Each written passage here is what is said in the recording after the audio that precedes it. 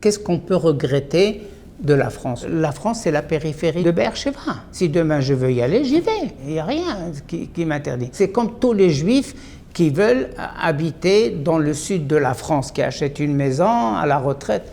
Moi aussi. Au lieu d'être dans le sud, je suis dans mon pays.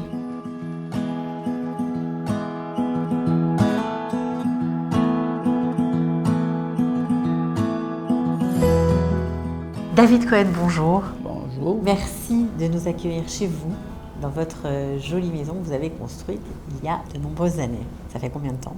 Ça fait à peu près 20 ans.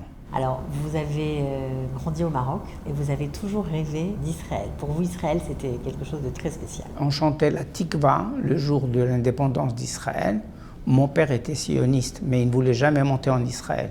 Il envoyait tout le monde en Israël puisqu'il était rabbin. Donc l'agence juive avait besoin de lui parce qu'il savait lire et écrire et parler. Et lui, il a fait monter tout le monde, sauf lui. Et pourquoi? Parce qu'il avait peur de ne pas subvenir à ses besoins, d'avoir ce morceau de pain tous les jours. D'ailleurs, nous, on n'a pas vécu à la maison. Moi, je ne connais pas la maison. Moi, je ne connais ni mon père ni ma mère. Je n'ai jamais vécu avec eux.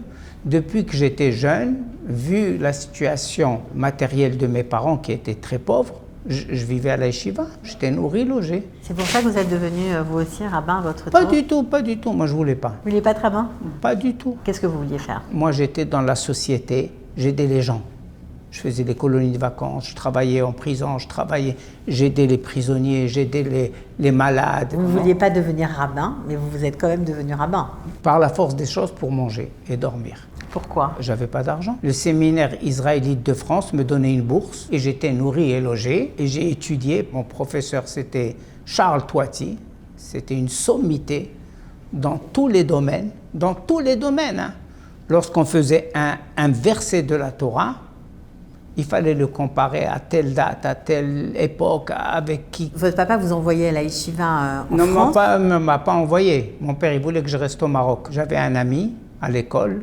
Lui, son père était dayan, était juge, donc il avait les moyens, il est parti à Bordeaux. Alors il m'a dit, David, il faut quitter le Maroc. Il m'a dit, même si tu manges du pain et de l'eau, il faut quitter le Maroc, il ne faut pas rester. Je l'ai écouté et j'ai écrit à la yeshiva Echel. Il cherchait des élèves. À Strasbourg? À Strasbourg, j'ai écrit, on m'a accepté, tout ça, et je suis parti. Et en même temps que vous étiez à la yeshiva, vous avez tenu à passer votre bac en candidat libre. Ah oui, parce qu'ils ne voulaient pas qu'on fasse du chol.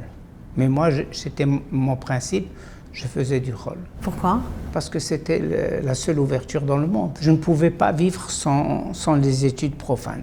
Moi, mon Shabbat, je ne mangeais pas à table, je mangeais un petit peu et je me sauvais pour aller à la Bibliothèque nationale de Strasbourg. Là-bas, j'avais les journaux, j'avais Le Monde, j'avais ça. Donc j'avais une vue sur le monde, mais pas que sur la Torah. Pourquoi vous êtes devenu rabbin en fait? Vous auriez préféré peut-être faire autre chose? Non, je suis devenu rabbin parce qu'il fallait bien que je mange. Il fallait bien que j'étudie quelque part. Et le seul endroit où on me permettait d'étudier, c'était le séminaire. J'avais la bourse, j'avais une chambre, j'étudiais. Qu'est-ce que vous voulez de plus? Et j'étais au quartier latin. Hein. Et en plus, on profitait du cinéma. On allait au cinéma. Si tu étais à la yeshiva, tu ne peux pas y aller au cinéma. On était considéré comme une grande école, donc on était invité aux premières. Ça a bien changé depuis. Certainement. Et deuxièmement, je vais vous dire une chose. Le séminaire, si tu n'avais pas une licence, tu ne pouvais pas être rabbin. Donc ils nous obligeaient à aller à la faculté. Donc vous aviez aussi des études payées? Tout payé. Les habits, il y avait le pressing, ça n'était même pas chez nous. On allait au pressing, on donnait tout. Le pressing, nous, on ne payait rien. Vous avez aimé être rabbin parce que vous avez été rabbin quand même pendant longtemps? J'ai pas aimé du tout. Je voulais être rabbin, mais dès que je suis rentré là-dedans, c'était une autre image. C'était pas ça qu'on a étudié. C'était pas ça ce qu'on a fait au séminaire. C'était pas ça du tout. Vous avez attendu d'être retraité pour venir? Oui, parce qu'il fallait vivre. C'était toujours votre stress? Oui, c'était mon stress parce que moi j'ai vécu dans la pauvreté totale. J'étais à la yeshiva de Rabbi Michael à Meknes. J'étais enfant comme ça. Et lorsqu'on me présentait le matin avec la confiture, le beurre, le café et le lait, moi chez moi j'avais pas ça. J'avais un bout de pain et du thé, du matin au soir. Mes parents, ils n'avaient pas ça. Mais là-bas, j'étais heureux, moi j'avais tout ça. Et non seulement j'avais tout ça, j'étais très jeune et ils ont eu pitié de moi, de voir un enfant très jeune, et ils m'ont mis dans une famille. Et j'ai vécu dans une famille. Une autre famille que la vôtre? Oui, que la yeshiva m'a trouvé Et cette famille-là, elle m'habillait aussi. Et je dormais chez eux, je mangeais chez eux. Parce qu'ils ne voulaient pas que je sois à l'internat avec des grands. Bien sûr, malgré votre amour d'Israël très ancré en vous, il paraît que vous receviez des bonbons parfois de vos oncles qui vivaient eux en Israël et vous étiez au Gan Eden. Pourquoi? Moi, j'écoutais Kol Israël en arabe par les petites ondes au Maroc.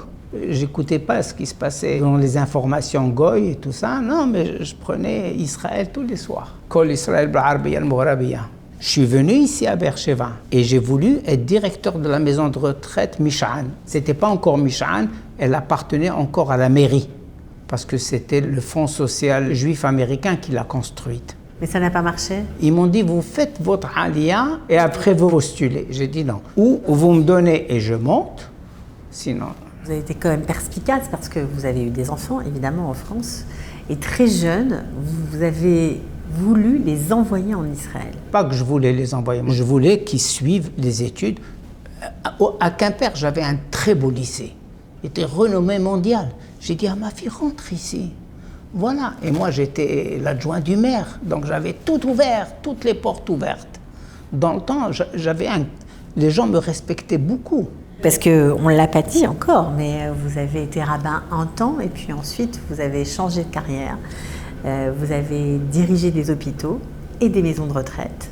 Et lorsque vous étiez à Quimper, vous étiez directeur d'une maison de retraite et adjoint au maire. J'avais du piston, mais moi, personne ne m'a pistonné. Non, ça c'est sûr. Personne ne m'a pistonné. Alors vos enfants n'ont pas voulu vous écouter? Mes enfants voulaient m'écouter. Ma fille, je lui ai dit, tu ne peux pas y aller dormir dehors. Ma fille était sportive. Et donc, il y avait des compétitions ailleurs. Elle faisait de la gymnastique au sol. Elle était très douée et elle devait voyager pour les compétitions. Et là, j'ai refusé. Alors, elle m'a dit, si tu me refuses ça, tu m'envoies en Israël. C'est elle qui vous a suggéré de l'envoyer en Israël? Comme ça, elle est libre, parce qu'ici, je ne vais pas la suivre. Et donc, vous avez fait ça avec chacun de vos enfants? Tous mes enfants. Il y avait un seul, le grand, là, qui a lu beaucoup de livres sur Shamir, sur Begin. Alors lui, pour lui, c'était... Vous avez fait beaucoup de choses en France. Vous avez été très heureux dans vos différentes fonctions. J'ai eu beaucoup de problèmes d'antisémitisme, beaucoup, surtout à Dijon. Surtout Bonn, c'était tous la droite infecte. Vous n'aviez pas eu envie à cette époque-là de partir? Pas du tout. Je me disputais, moi. Moi, j'allais au tribunal tout le temps. Je me défendais. J'avais une force incroyable qui était née en moi, mais je ne savais pas d'où elle venait. Mais ce n'est pas difficile d'être loin des enfants, parce qu'ils sont partis très jeunes quand même. Ils avaient 15 ans. C'était leur intérêt, pas le mien. Leur intérêt d'être juif. Parce que si je voulais qu'elle soit médecin, elle serait restée à Paris. Vous vouliez les deux, qu'ils réussissent professionnellement, mais qu'ils n'oublient pas leur identité. D'ailleurs, ma fille, lorsqu'elle voyait le drapeau israélien à Aix-les-Bains, elle pleurait. Elle était très sensible. Aujourd'hui, vos enfants sont toujours ici? La grande, elle est toujours là. Elle est directrice du centre de réhabilitation des prisonniers. Et vos garçons? J'ai le premier, Yossi. Il a travaillé un peu dans les banques au début. Aujourd'hui, il a l'Ulpan de la vie. C'est lui le créateur de l'Ulpan de la vie. Il a, je ne sais pas, 30 classes. J'imagine que vous êtes très fiers de vos enfants. Vous ne regrettez pas le choix que vous avez fait de les envoyer en Israël? Non, je ne regrette pas. Et d'ailleurs, je vais vous dire, je suis suivi à Paris par un grand professeur. Et je devais faire des scanners. Et j'ai vu mon fils, il est resté avec moi toute la journée. Il s'est occupé de moi toute la journée. Je suis resté bouche bée. Je lui ai dit aussi, pourquoi tu... Il m'a dit, papa, toi aussi, tu as fait beaucoup pour nous. Ah, je lui ai dit, oui, mais moi, c'était mon devoir, pas le vôtre. Dès que vous avez eu votre retraite, votre réflexe a été... Ça y est, je suis venu ici. De partir en Israël? Oui, j'avais cette maison. Bien sûr. Ça a facilité les choses, j'imagine. Oui, lorsque je suis arrivé à Jérusalem pour nous faire les papiers, d'ailleurs, j'ai une photo avec Charlansky, qui était ministre de l'agent juif. Directeur de l'agent juif. J'étais heureux de prendre une photo avec lui à l'entrée d'Israël. Pour moi, c'était un symbole, Sharansky, c'était pas n'importe qui. Qu'est-ce qu'on peut regretter de la France? La France, c'est la périphérie de Beersheva. Si demain je veux y aller, j'y vais. Il n'y a rien qui m'interdit. C'est comme tous les Juifs qui veulent habiter dans le sud de la France, qui achètent une maison à la retraite. Moi aussi, au lieu d'être dans le sud, je suis dans mon pays, c'est tout. Mais je suis près de la France. Je reçois tous les médicaments de la France. Tout est français chez moi. On m'a dit que vous étiez toujours présent pour les nouveaux immigrants qui arrivaient dans la ville. Même le quartier ici, ils me demandent de leur faire les mariages. Ils disent non, on veut que ce soit vous qui mariez nos enfants. Parce que je suis un peu libéral. Parce que pour être rabbin, il faut avoir la cravate et le ventre et la barbe. Moi, j'ai pas tout ça. Donc vous continuez à faire des mariages? Si on me le demande, je le fais. Et qu'est-ce que vous faites d'autre pour aider les nouveaux immigrants? Les nouveaux immigrants, moi, je fais rien du tout. Ils me disent qu'ils ont besoin. On diffuse. Il y a des gens qui nous appellent. Ah, moi, j'ai ça pour lui. Ah, moi, j'ai ça pour lui. Ah, Mais c'est sympa quand même de faire ça. C'est important pour vous? C'est très important. C'est la Torah. C'est-à-dire? Olam chesed ibane. Vous traduisez? Le monde est bâti sur le chesed, sur le don. Alors, si vous ne faites pas ça, vous n'avez pas bâti le monde. J'aime beaucoup aider gratuitement. Je ne veux pas, je veux rien d'autre. Voilà, j'ai du pain, j'ai beaucoup de pain là.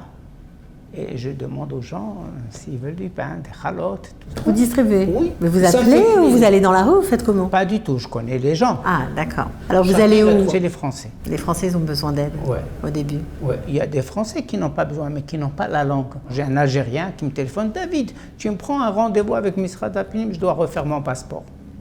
Je lui dis, il n'y a pas de problème. Quand tu veux, j'y vais avec toi. Vous donnez le temps libre que vous avez pour les autres. Voilà, exactement. Et je suis heureux. De faire ça. Et de le faire en Israël, j'imagine. Même en France, qu'est-ce que je me battais pour les gens pauvres, alors que la communauté ne voulait pas. Qu'est-ce que je me battais pour les prisonniers. Prenez n'importe quel paracha de la semaine, il y a toujours ce chesed dedans. Et le but de Dieu, c'est de donner. Vous savez, en psychologie, on dit « celui qui donne est heureux ». Mais il ne faut pas donner parce qu'on va vous le rendre. Il y a l'ascenseur. Non. Moi, j'aide beaucoup des gens ici, après qu'ils oublient. Ça ne fait rien, c'est pas grave. Alors, vous nous parliez du cinéma quand vous étiez au quartier latin apprenti rabbin. Aujourd'hui, vous n'avez pas oublié votre amour pour le cinéma. J'ai une salle de cinéma ici. Et vous en faites profiter tout le monde, c'est ça qui est extra. Tout le monde avec les pop-corn gratuits. Vous choisissez un film, je ne sais pas quel film vous voulez. C'est les nouveaux immigrants que vous gâtez oui, comme ça? Comme ça, oui. Parce que les Israéliens, c'est en français. Ça ne va pas. Les gens que je rencontre, où on parle de théâtre, je dis, vous choisissez une pièce de théâtre, elle est chez moi. Quand vous étiez en France, vous imaginiez votre vie en Israël comme ça? Pas du tout. Pas du tout. Dès que je suis venu ici, il voulait que je sois rabbin. Le rabbinat m'a donné une région. Il m'a dit, on vous donne cette région parce que vous êtes un peu laïque. Enfin, je ne sais pas ce que c'est laïque. Et donc, vous avez dit non ou vous avez dit oui? J'ai dit oui. Comme j'étais rabbin à Brest, comme j'étais rabbin à Lorient. Beersheba, c'était un bon choix. Écoutez, moi, je connaissais Israël par cœur. Je suis venu plusieurs fois en jeune, donc j'allais à Eilat, j'étais à Nouéba. J'étais à Sharm el-Sheikh, dans le temps, je faisais l'autostop avec ma femme, qui était très jeune aussi. Et donc, on connaissait Israël entièrement. Mais la seule ville que j'ai aimée, c'était ici. Pourquoi? Parce que c'était plat, la première des choses. Et c'était pas cher. Et c'était une grande ville. Il y a tout dans cette ville-là. Il y a tout ce qu'on veut dans la grande ville, sauf les inconvénients de la grande ville. Ici, je prends ma voiture, je fais faire mes courses, c'est en un quart d'heure. Et vous avez le grand hôpital Soroka aussi. J'ai aidé aussi à Soroka. Vous êtes partout, quoi. Dès qu'on a besoin de vous, vous êtes là. J'ai aidé beaucoup parce que c'était mon système dans les maisons de retraite. J'allais les voir, j'allais leur chanter à Hanouka et parler avec eux. Il y avait beaucoup de gens du Maroc. Je parlais l'arabe, je parle bien l'arabe. Donc, ils étaient très contents de m'écouter et tout ça. Vous avez des conseils à donner à des gens qui ont envie de faire l'Alia? Écoutez, moi j'ai ici un couple qui est venu avec 5 enfants, ou 6, avec une grand-mère. Ils n'ont rien. On s'est battu pour eux, pour avoir des lits, pour l'enfant, de tout on leur a apporté. Les micro-ondes, le frigidaire, on leur a tout apporté. Tout ce qu'ils voulaient, ils avaient. Et en plus, j'avais un monsieur qui s'appelle Shimron Ilouz, qui est d'origine d'Algérie, était délégué par une entreprise française à travailler à l'armée. Et là-bas, il jetait la nourriture. Je lui dis, Shimron, tu peux pas, moi. Il m'a dit, moi, je peux avoir. Combien tu veux? 4 cartons, 5 cartons? Ah, il m'a apporté.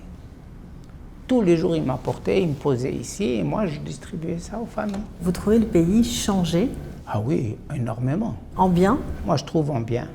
Moi, je trouve très très bien qu'Israël soit ouvert, qu'on n'a pas besoin de l'étranger, parce qu'avant, ils étaient pauvres. Bon, maintenant, lorsqu'ils vont à l'étranger, ils ne voient pas de différence entre Israël. Je me rappelle mon frère qui me disait, nous, on a porté des choses de France ici. Maintenant, c'est d'ici qu'on prend des choses pour la France. Ça change. Israël, c'est un très beau pays, pourvu que Dieu nous le garde. Vous êtes très impliqué dans la politique, vous lisez la presse. Dans la politique, je suis imbattable. Ça vous intéresse? Ça fait travailler ma mémoire et ça fait travailler la Torah. Parce que dans la Torah, on trouve des solutions à des problèmes politiques. On dit que Moshe Rabbeinu, Vayered Moshe El Ha'am, il devient quelqu'un de banal, il descend. Ici, vous voyez un Premier ministre aller voir une famille qui a besoin à manger. Ça vous fait de la peine, ça? Oui, ça me fait de la peine. Qu'on perd nos valeurs. C'est ça la valeur. Vayered Moshe El Ha'am. C'est ce que vous souhaitez pour l'avenir d'Israël? Il ne faut pas qu'on oublie les valeurs de la Torah. Parce que les valeurs de la Torah doivent être nos valeurs ici en Israël, parce qu'ici, on peut au moins les pratiquer. La première fois que je suis venu ici, une des fois où j'ai marié ma fille, je suis venu la voir. Elle habitait à côté de Mea Shearim. Et il y avait tous les religieux là, il y avait une manifestation. Elle m'a dit, tu as vu ça? C'est religieux tout ça. Et moi j'ai dit, quel bonheur qu'un juif il peut manifester. Elle voyait ça mal, mais moi de mes yeux, c'est très beau ça, qu'un juif manifeste, qu'un Éthiopien manifeste ici. Il n'a pas peur, on ne va pas le tuer, il n'y aura pas de balles. Ça, c'est la beauté du juif. Le juif n'a pas eu le temps de manifester à Madagascar, à Paris ou ailleurs. Ici, il peut le faire. Avec sa kippa, avec sa titite, avec tout ce qu'il veut. Ici, il peut le faire. Juste pour finir, David, votre plus beau moment, l'image que vous gardez en tête de votre aliyah, il y en a une? C'est lorsque j'ai pris la photo avec Shalansky, avec la menorah derrière, parce que c'était Hanouka, et on était comme ça l'un à côté de l'autre. Ça symbolisait quoi? Ça symbolisait tout le bonheur qu'on pouvait avoir pour arriver en Israël. Voilà le bonheur. Maintenant, si vous me dites que la vie est chère en Israël, bien sûr, elle est chère. Et alors, si vous n'êtes pas content d'ici, allez-y ailleurs, allez-y à Costa Rica, c'est moins cher et c'est plus beau. Il faut aimer son pays. Et lorsqu'on vote, il faut aimer pour son pays. Tu ne votes pas pour monsieur X ou Y ou Z. Moi, je m'en fiche. Si Ben Gurion était laïque et il aimait son pays, je voterais pour lui. Moi, je m'en fiche, qu'il soit religieux ou pas. Peu importe, parce qu'en vérité, la véritable religion, c'est le rapport de l'humain avec l'humain. Vous voyez, c'est ça le plus beau. Merci beaucoup, David Cohen.